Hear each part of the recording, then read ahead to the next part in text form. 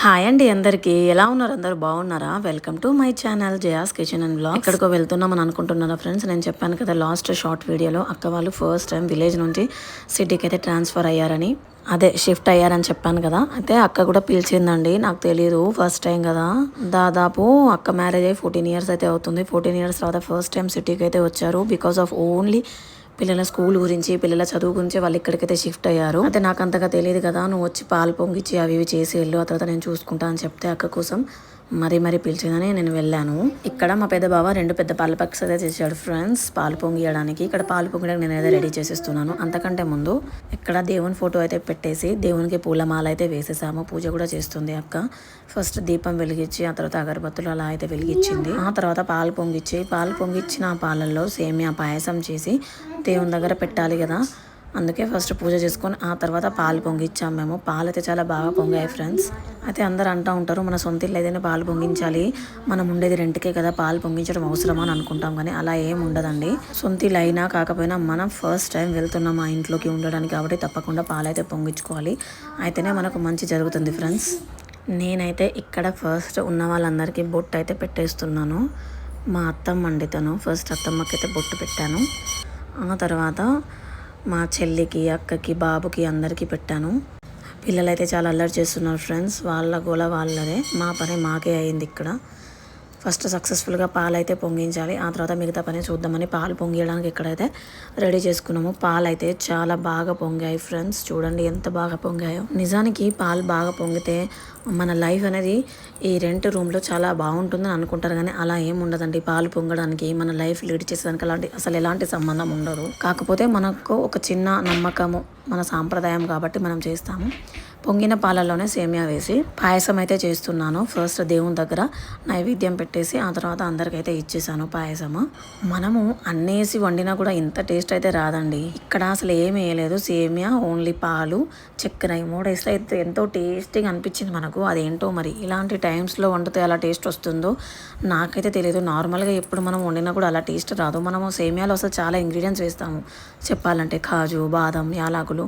ఇక్కడ అసలు అవి ఏమి వేయకున్నా కూడా సేమియా అయితే చాలా సూపర్గా వచ్చిందండి టేస్ట్.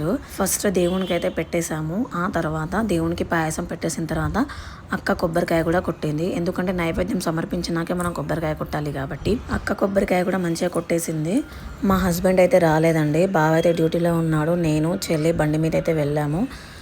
ఇక్కడ కొత్త ఇల్లు కదా, కింద టైల్స్ మీద అయితే మనము కొబ్బరికాయ అయితే కొట్టకూడదు కదా ఫ్రెండ్స్. అందుకే బయట నుంచి ఒక చిన్న స్టోన్ అయితే తెచ్చాము, దాని మీదనే కొబ్బరికాయ అయితే పగలగొట్టింది అక్క. చాలా మంచిగా పగిలింది కొబ్బరికాయ కూడా.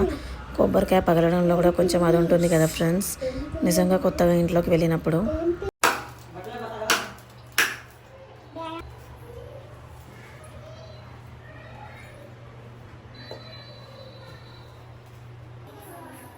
ఇప్పుడు ఇక్కడ దేవునికి అయితే మొక్కేసుకుంటున్నాం మేము. ఇప్పుడు ఇల్లు ఫుల్ వీడియో అయితే చూసేయండి ఫ్రెండ్స్.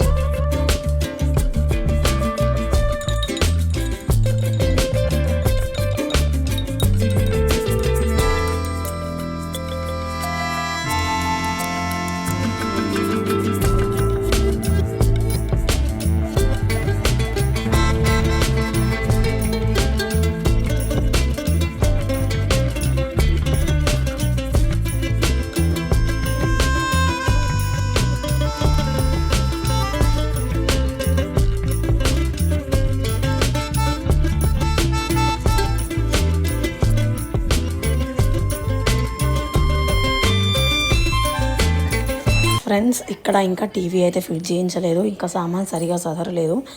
ఇంకా 1 డేనే అవుతుంది కదా, అక్కడక్కడైతే సదరేసాము తెలిసినట్టుగా. ఓకే ఫ్రెండ్స్, ఈ వీడియో మీ అందరికీ నచ్చిందని అనుకుంటున్నాను. Thanks for watching this video. Thank you.